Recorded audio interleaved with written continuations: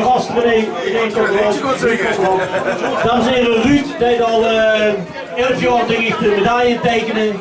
En dat heeft ook vandaag weer super goed gedaan. Want kijk maar, Kerk zit er weer fantastisch op. Dus medaille voor Ruud en Irene.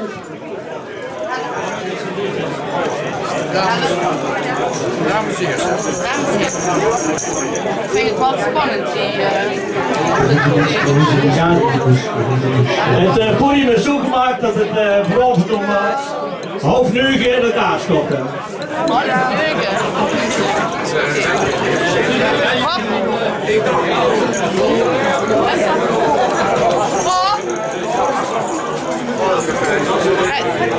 Het was wel bieming blijven, hè? Sorry mevrouw.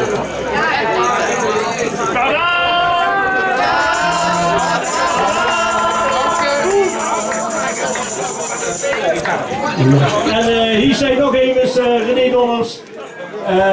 Fantastisch ook dat er een naamgenoot van mij is, achternaam dan, geen familie. Maar René heeft ons toch wel een beetje gecoacht in de zoektocht naar een nieuw etablissement. Voor Koosje Nepi kon er komen, daar wordt toe, die kregen geen vergunning in het rond. We hebben een zoektocht gehad, 4 of 5 verschillende plaatsen. Dat is niet gelukt. Sterfvoezen zit er dan voor niks. Ja, sterfvoezen zit er voor niks.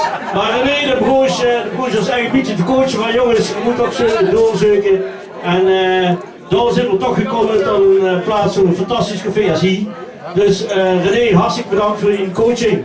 En hij heeft een medaille verdiend.